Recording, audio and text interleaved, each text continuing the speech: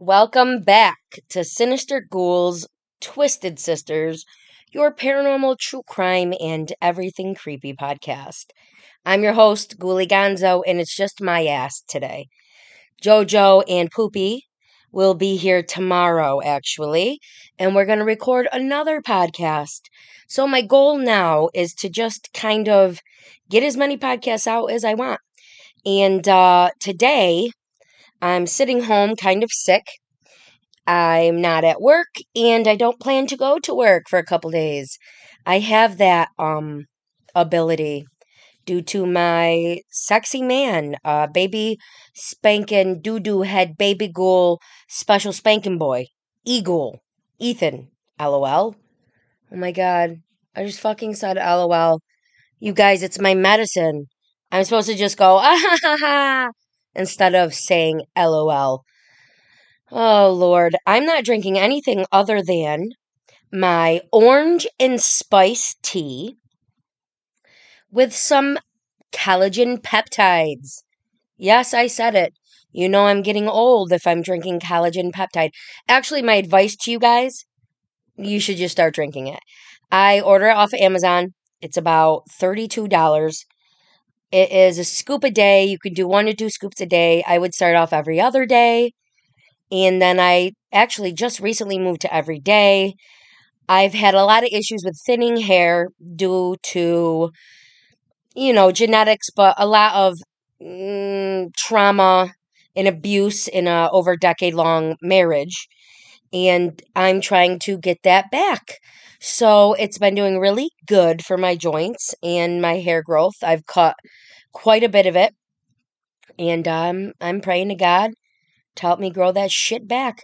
But if you people, men, women, whoever, whatever, if you're struggling, excuse my voice, if you're struggling with thin hair, I suggest trying it. I also just started about a month ago. Suzanne Summers, oh my gosh, what is it? Something to grow. I can't remember. It's like all natural. Look into it. I can't remember what it is. Suzanne Summers has passed away, obviously, but her daughter-in-law is the one that's promoting it. And I've got to say, that mixed with my collagen peptide has been doing amazing for me. My skin is good. I mean, I'm not young, but acne-wise, I have breakouts every once in a while. Um, I got the wrinkles started. I'd say I look pretty good for my age, and so does my young boyfriend, who's going to be my future man forever. But anyways, back to reality. I feel like I should rap. I should rap. That sounded like a song. Anyway, so that's what I'm drinking. Get some collagen peptides and, mix it into your stuff. If you don't, it kind of has to be in like room temperature or warm stuff, or it doesn't really mix well. So, my mother takes it and she's taken, let's see, she, I believe, had Diet Coke left out in a 2 liter, I believe. It could be cans. And what she does is she pours it into a mug in the morning or in the afternoon, and she decides to mix the collagen peptides in the room temperature soda, and it almost tastes like a root beer float. I gotta say, I don't really taste them. My orange and spice tea, I mix with my stevia. That's what I do for sugar. And then let's see. I also do a little bit of sugar-free Italian sweet cream creamer, and it tastes like Halloween in a cup. But anyways, let's get into this. I'm not drinking alcohol at all. I'm very excited because in a little under a month, my future man forever, baby E-Ghoul, spanking special boy, him and I are going on a beach vacation together, and we're going to be gone for a while, so I'm very excited for that. Not to mention, I've lost some weight. I'm very excited for that. Um, I was told by my doctor, because of getting the diabetes type 2, that she was putting me on this shot, which I don't like. It's called the Manjaro, to control my A1C, which I talked a little bit about, I believe, last episode. And I've had diabetes, they think, for over a couple years and just went undiagnosed. I had blood work done, but they didn't realize it last July. So, now I'm on my medicines daily, and I've lost probably 2 pant sizes. Um, it's weird because weight wise, overall, probably like 15 pounds, but my body's changing. I'm trying to keep up lifting and going to the gym because even though I'm a little bit older, I'm very active. I'm also a dancer, a choreographer. I'm very muscular. Um, and it just works out for me, I guess. So I have this Manjaro thing, right? And I don't like it. I do not like it. But that's why my tea doesn't have sugar. It has stevia and sugar free this and sugar free that. So here's a good thing, or maybe a question for my listeners. If you guys have issues, diabetes, and you have, special food that you like that really helps you get through it, send me an email because I'd like to know what you guys are eating. Um, it can be frustrating for people who, haven't had diabetes like that. So it's a little bit frustrating because you can't eat the stuff you used to, obviously, to an extent. So email me, sinisterghoul23@gmail.com. Any ideas you have for some food and meals and snacks? I'm a snacker. I'm a snacker. I don't really, meal wise, I kind of just like to snack, but I love red meats, and that's something that's not great either, I guess. But anyway, send it to me.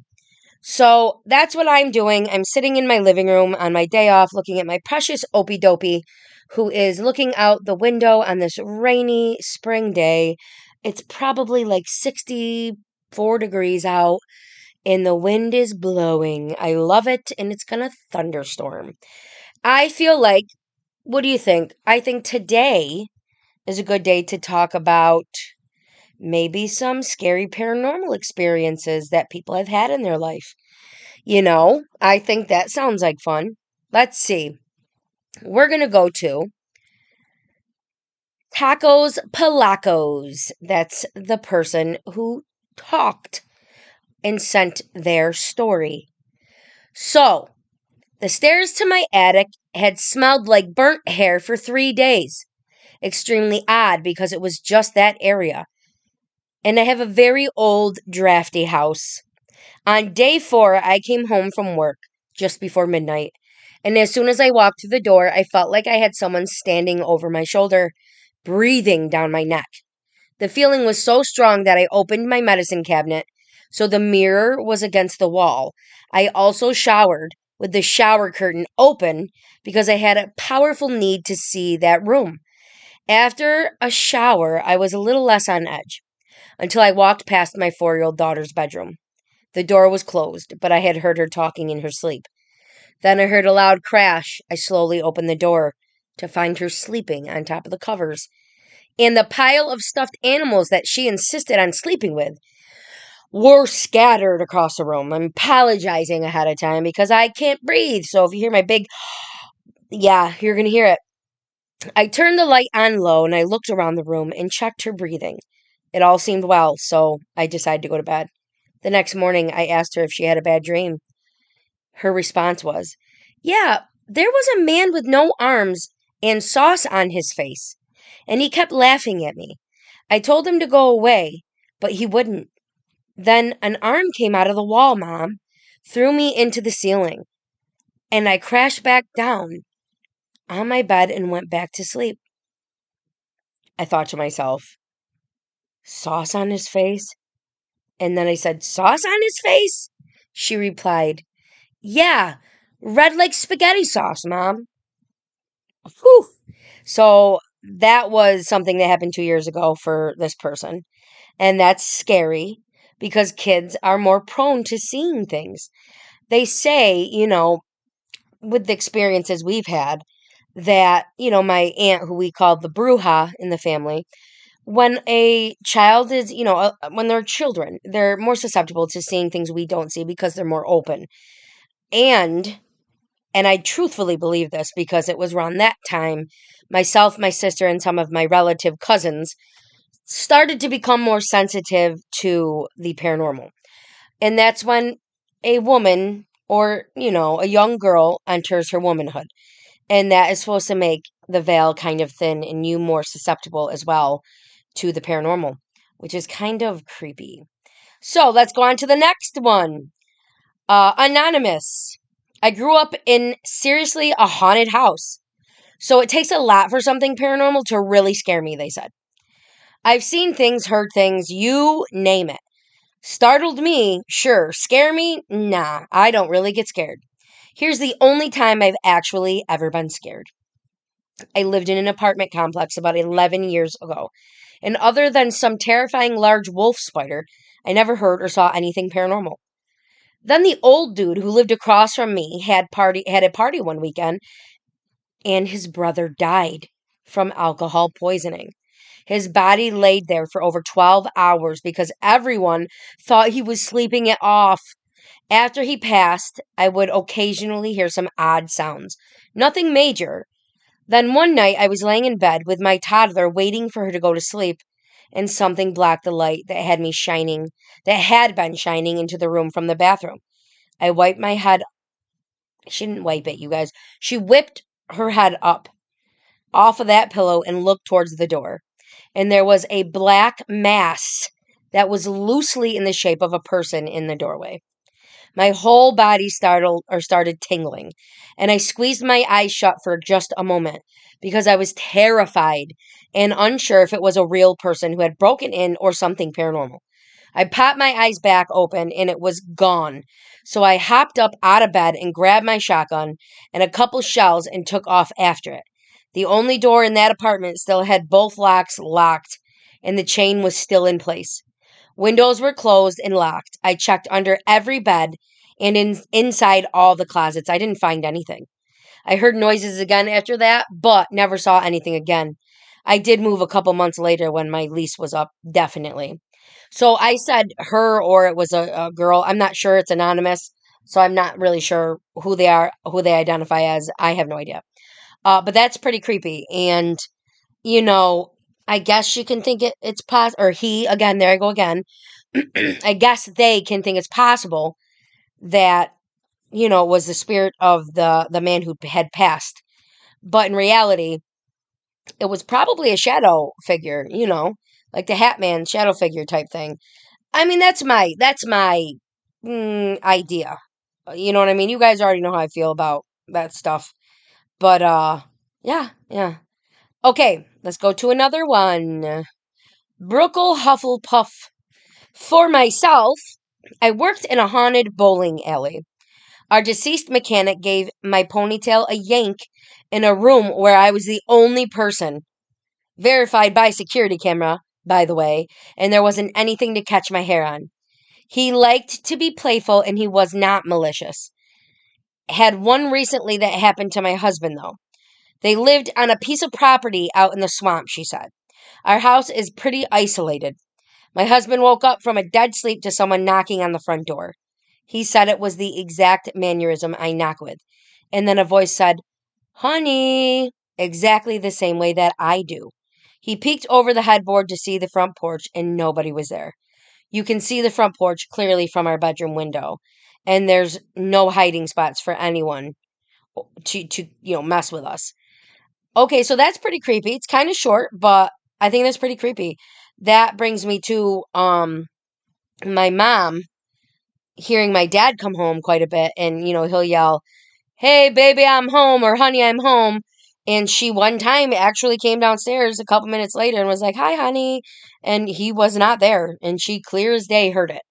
So it could be residual energies, something that is used to hearing that. You know what I mean? Okay, let's go to the next one. This one is Anuradu 1. So this happened, I think, 15 or so years ago when my grandfather passed away. In my culture, the dead are cremated and there are elaborate ceremonies performed. The body carried by people while chanting the name of the Hindu god, Ram, after it had been cleaned, clothed in some ceremonial colors put on it. I was never very close to my grandfather. I barely remember ever having much to talk with, or ever really talking much with him. But my parents say I used to talk to him a lot as a child.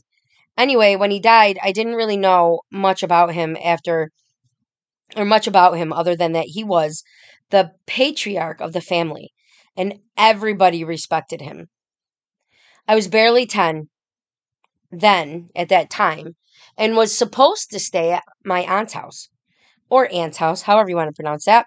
Sneaky that I managed to follow my mother when she left for my grandfather's house, unaware that I was a few steps behind her. Anyway, the ceremony starts. There's a lot of crying, and soon four people, including my father, my uncles, and someone I cannot know, or I cannot now remember, carry the body on top of a structure. This was made of bamboo and wood. They chant throughout the way. Nobody noticed that I was following them. So I'm going to interrupt. For real, you're 10 years old, not one person noticed you at all. That's crazy. But I can't say you're lying. I think this is pretty crazy. They reach the cemetery and there's a lot of crying, and I get bored standing at a distance. It's almost dusk, and I sit weirdly on a nearby platform. I would later come to know that it is sort of a memorial for the deceased that I was sitting on. Sometime between all this is happening, I fall asleep, hours go by. And when I wake up, there's no one, just the last flames burning through the pieces of wood. I start to panic. I look around to see if there's anyone, but there's no one. I start running towards pyre, hoping perhaps someone or my relatives might spot me by the fire and get a hold of me. Again, no one was there. I started crying and I looked around to see if I can find my way to the street. Cemetery was on the outskirt of the town and it was huge to my tiny little mind. Rows after rows of those dark memorials I mentioned earlier. It's almost dark and I can hear animals howling at a distance. I'm terrified. While all this is happening, I have a creepy feeling that I'm being watched. It sends a shiver down my spine, and to this, I don't remember ever being so freaking scared. It was such a dark and nauseating feeling, a sense of impending doom. I cry louder and I start running. Little did I know that I was running deeper into the cemetery, farther from the road that would actually end up taking me home. I reach the edge of the open ground and catch my breath near the tree line. I can hear faint voices coming from beyond the silhouette of the trees in front of me. Perhaps someone might be returning after gathering wood from there. I am again hit with a nauseating feeling, and it's even stronger now. To top it all, every time I walk or run, it felt like I could hear footsteps, like someone was right behind me. I turned around several times and I found no one. I was so afraid at that point that I thought I might actually just die. I took a leap of faith and ran toward the trees. The sound of footsteps behind me grew even louder, and it seemed like whoever it was almost at arm's length now, like they could just reach out and catch me. I am audibly sobbing and shouting for help. There's barely any light, but I remember hearing people in the distance. Suddenly, I'm in a clearing and I see there's a community pond with a bathing area. I can see some people in my family and I ran towards. No matter how loud I tried to cry, there was no sound coming out of my mouth. Finally, an aunt of mine saw me and she ran towards me. The last thing I remember before fainting is a hand on my shoulder and my body almost freezing on the spot. I was sick for a week after that. I had nightmares for years and in general stood going to my grandfather's house or stopped going to my grandfather's house or even to that town. To this day, I find it difficult sleeping in the dark. Sometimes wake up with cold sweats and creepy feelings on my shoulders like someone's holding on to me. Ooh, creepy. So I think that's pretty creepy. Um, but that's a lesson learned, bro. Don't freaking do that. Like, you're a kid, stay home. Don't be sneaky.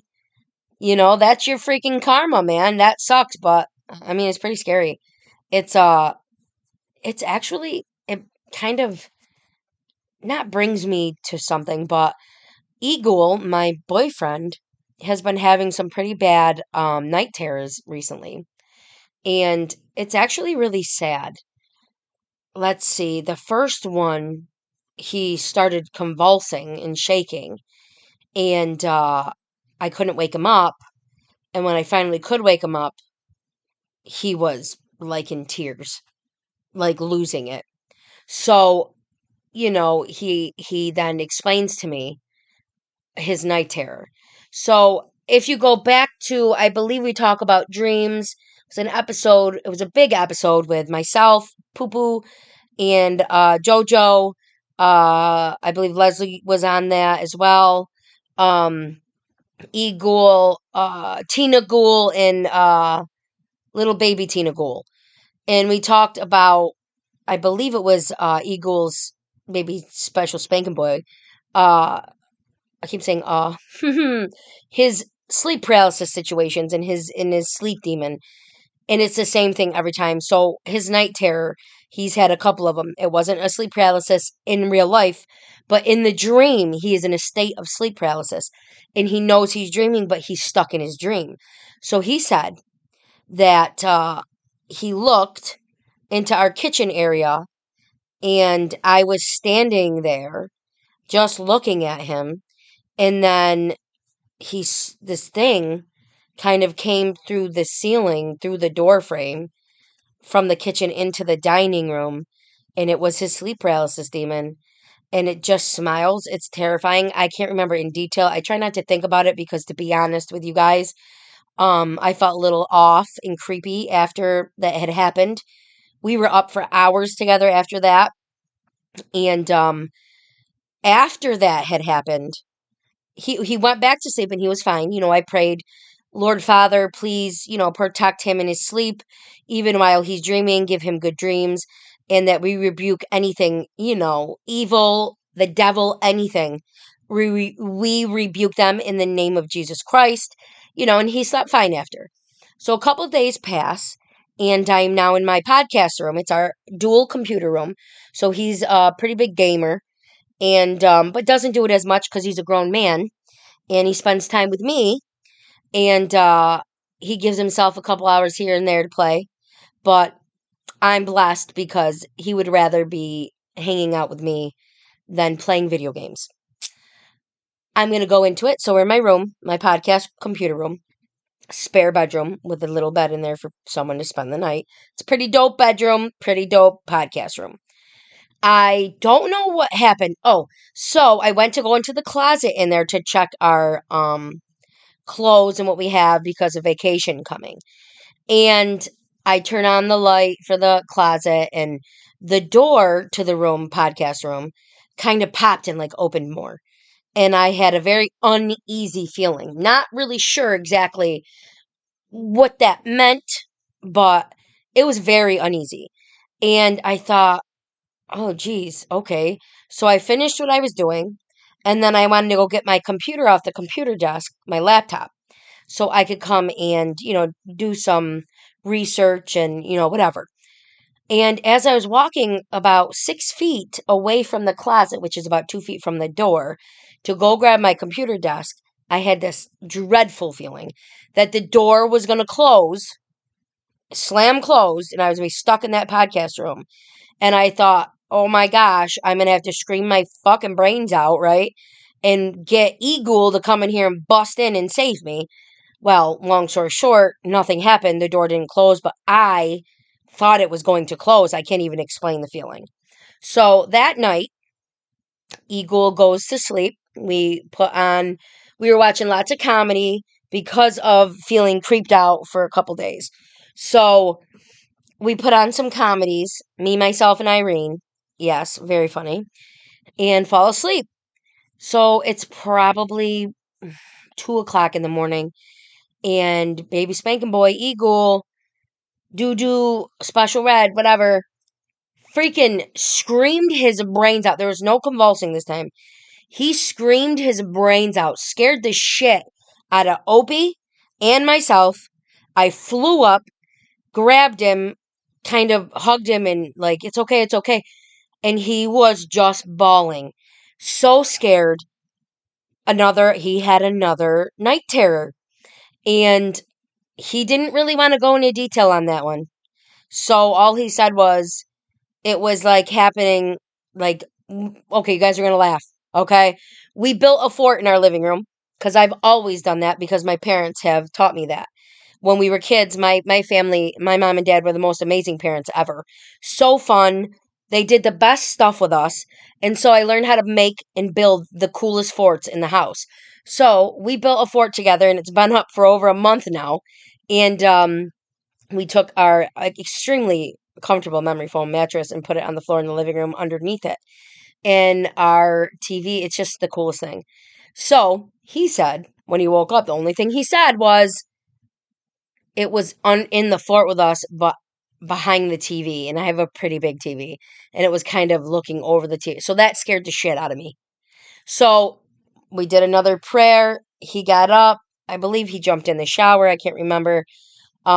Laid back down, and then I prayed over him again, and he prayed too, because Eagle is fairly new to being a Christian. He absolutely believes in Jesus Christ, which he did not a few years ago, was not brought up with any type of, religion or beliefs or things like that, which you can or not. It's not, I don't have anything to say against that. I am Christian. I was brought up Catholic. I believe in Jesus Christ. I believe Jesus Christ. I believe God. I believe the Holy Spirit. And Eagle has now followed suit. So we prayed, and he did not have any dreams at all like that. And it's been quite a bit of time since. So maybe send out a little prayer for us that he continues to not have those. But he's had night terrors his whole life, and they come and go. But I feel like maybe there was something kind of seeping through, and I nipped that right in the bud, because I stood straight up the next day and I said, in which I'm going to give you guys advice. If you guys have any haunted anything going on in your home, my advice to you, stand up to it.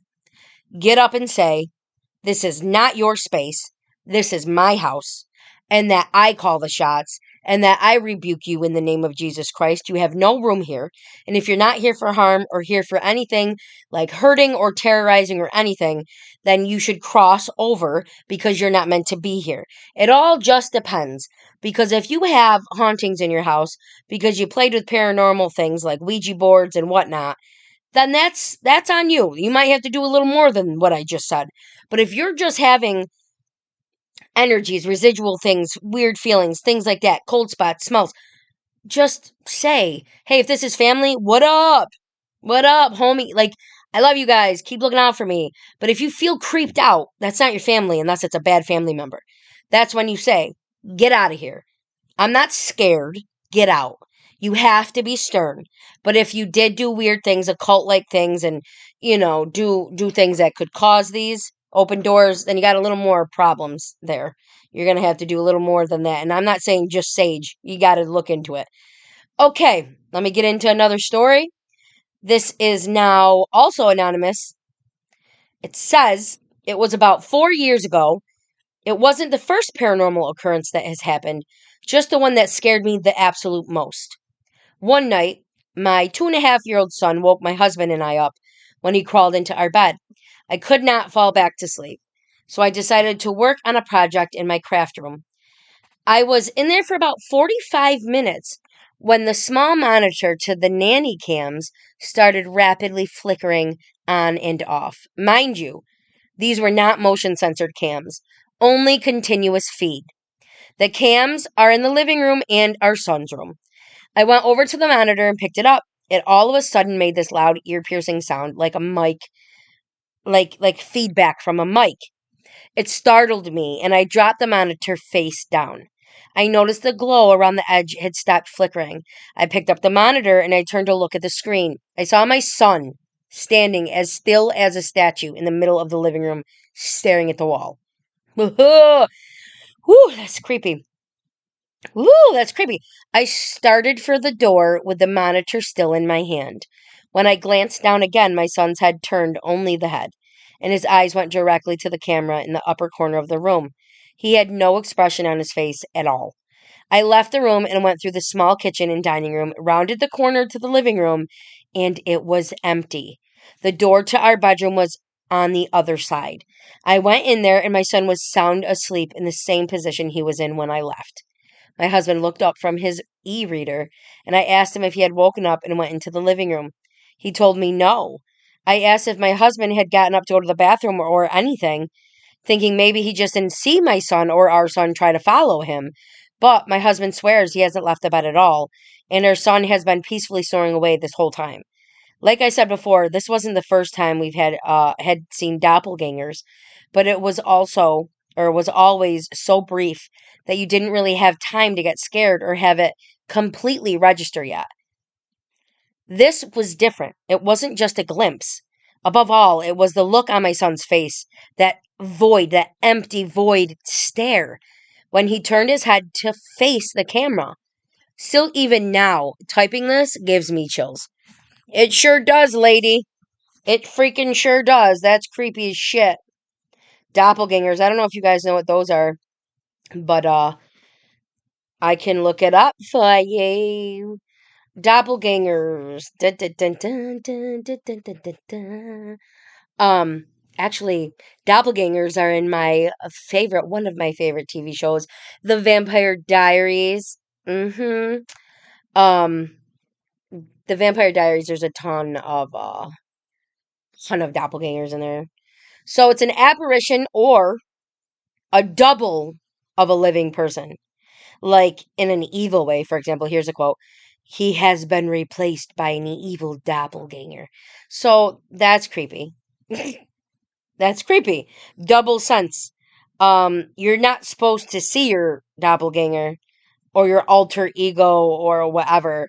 Um, what they mean, like when you have a doppelganger, it's someone who looks spookily like you, but is not your twin. Originally, this was a type of ghost. That's what they would call it. It's a German. It's German. It literally means a double walker. As in a ghost or a shadow of yourself. Um, Other words that can be known for doppelgangers: alter ego. Ow, ow, my ear hurts. Twin, other self, second self, your double, counterpart, other image, other likeliness. Um, why are there? It's like, why are there doppelgangers or someone that's strikingly physical, resembling you or whoever? It's likely due to shared genetic traits, and that the sheer number of possible facial combinations, it just kind of DNA plays a crucial role in that. Um, it's crazy because studies have shown that unrelated individuals who are true lookalikes share similar genes. That's just so crazy to me. Um, are they, biologically related? Um, yes, they may be more related than other people, ancestral ties genetically, things like that. Um, is there an evil doppelganger? In modern use, an evil twin, or one sense of the word doppelganger, um, have come to be virtually interchangeable. So that's funny. I mean, does it really exist, doppelgangers? I don't think so. I think people with similar facial features share genetic traits, like I said. But yeah, so that's a doppelganger for ya. All right, I'm gonna do one more, and this one is by Maz Chingona. My first house was built in 1913. After moving in, I knew pretty much right away that I wasn't alone. Wow, so my brain went to 1913, like, holy shit, you're old. But it's not. After moving into that house that was built in 1913, sorry, um, they felt that they weren't alone. Because of out of the corner of their eye, I would always see movement in the mirror of the built-in china cabinet. I also smoked back then and came out of the bedroom one morning to find the ashtray flipped off the end table onto the floor. Lots of little things that kept happening over years, but I never felt threatened or scared. We, meaning the ghosts and spirits, and I coexist in the house with no problems. My boyfriend moved in, and after a few years, we got married. I'd talk about these things, and he'd just look at me like I was crazy, never saying too much about any of it. He traveled quite a bit for work, so I was home alone a lot. One night, I was on my computer, listening to music and playing some games. Plain as day, I was tapped from behind on my right shoulder 3 times. I screamed and jumped up, turned around, and no one was there. Scared the freaking crap out of me. I told my now husband about it, and then he started opening up about the shadows he's been seeing moving around in my office. He talked about the footsteps he'd been hearing in the house when he was alone now. The tapping on my shoulder happened one other time after that. When we were moving out of the house and it was pretty much empty. I was there alone cleaning and I heard the footsteps he talked about. Whatever or whoever was there started to feel more menacing towards the end of our time there. I loved the house, but was pretty glad when we left.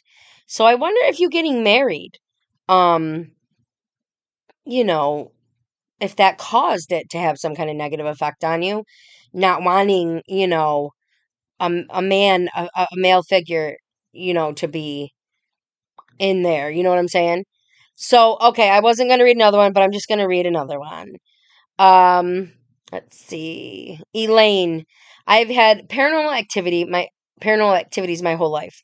Almost none of those have been unnerving, so I'll tell you my strangest one. When I was 10, I lived in Southwest Texas.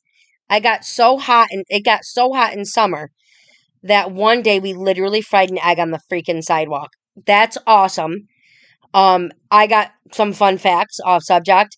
Arizona summers, if you leave your plastic shoe in your car on the, what is it, where your windshield is. Oh my God, what am I talking about? It'll melt.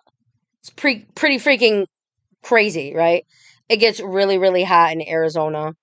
Um, it just gets really, really hot. Anyways, I'm just doing, hold on, I gotta fix this one thing. I gotta fix this one thing, and then I will get back to it. I sent a link. Okay, so here it is. It was hot summer. We cooked and fried an egg on the sidewalk. On this particular summer day, my mom had taken me and my friend to the library to check out and read some books. We had finished our reading and picked our books, and so we decided to play around with the elevator. There was only 2 floors to the library, and one of us would go into the elevator, and as soon as the door closed, the other would race down or up the stairs to try to beat it. I was waiting for the elevator on the second floor, and as it dinged, my friend took off. But as I stood there, the doors opened and I got a huge shock. The elevator was full of 8 or 9 people. What the? But they were all looking up at the numbers inside it, staring unblinkingly like Zen cows. There was a man at the front wearing black 3-piece suit, gloves, fedora, and a cane. Keep in mind, this was in Texas during 110 heat. He was gaunt, with white mustache, and slightly resembled the guy in Needful Things. Sorry. He smiled wide when he saw me and said, in a voice I'll never forget, "There's room for one more." I was freaked. "Oh, no thanks," I replied. The elevator door closed as the man sort of tilted his hat. As I stood there in shock, my friend came back up the stairs, slightly winded. "Hey, where were you?" he asked. I explained to him I could use the elevator. I couldn't use the elevator because it was packed full. There was nobody on the elevator, he said. I looked back on this often, or I do look back on this often, in the question, what if I'd gotten on it? Still haunts me. I have absolutely no clue what would have happened if I'd gotten on it, and is sort of frightening for sure. I know how all of it sounds, but I swear to the higher power, this really freaking happened. That's creepy. That's creepy. I feel like I don't know why that just reminded me of like the elevator game, but it's not. And we talked about the elevator game a few episodes back. So, this episode was just a fun little creepy story episode. And I believe JoJo and Poopy like the paranormal stuff. I will be doing a true crime one soon.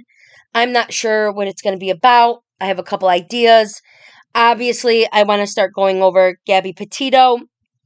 I want to go over um what the movie Screams took place. I don't think I've done that. It's the Gainesville, Florida, where I lived for a while. Murders that happened for, with the college students. I want to do some of that stuff.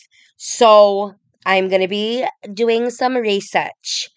And I'm sorry that I'm annoying with this big, loud, stuffy voice again. I feel like I've been sick since January, and that's pretty accurate. But if you are interested in helping us out with some listener support, go to my Venmo at Ghouli23, Ghouli23. You can give us 99 cents, $1, $4, $10, 20, 50, 100, whatever you want. If not, that's not a big deal. We're not really in it for that. We're in it because we love to do the podcast. And I feel like I'm hanging out with my friends when I do it, even alone. I do love to get drunk and hang out with my sister and her wife and my man. And some people might not really like some of the banter because you can't really hear E-Ghoul and Poopy Ghoul in the background. But we enjoy those episodes together. So we're sorry if you don't enjoy that. We will try to make it clearer. But other than that, that's what we like to do. We do it every other week together. And then the off weeks, I'm either alone or Special Spanking Boy E-Ghoul is going to be on with me or myself. And I plan to go in depth on some things. True crime will most likely be me and E-Ghoul or just myself. You can find us on Spotify, Pandora, iHeartRadio, Amazon Music, Radio Public, YouTube. I mean, there's quite a bit of places people are finding it. So just look around. You can also find us on Instagram, Sinister Ghouls Podcast. Follow us there. Facebook, Sinister Ghouls /Twisted Sisters. Join that group. And then I'm on X, or we're on X. I'm not really on that too much. Maybe I'll start getting on it more. Sinister Ghoul /Twisted Sister. Email us your wicked tales if you are interested in having your, tale being read on the podcast. Your story. You could write a story.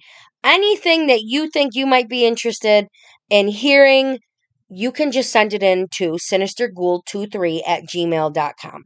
Again, sinisterghoul23@gmail.com.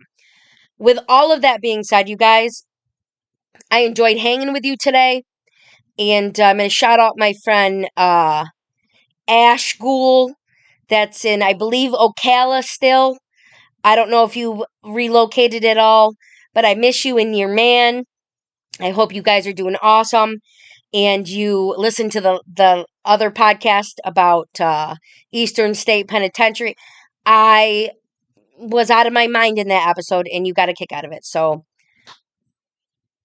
with that, I hope you have a fantastic evening.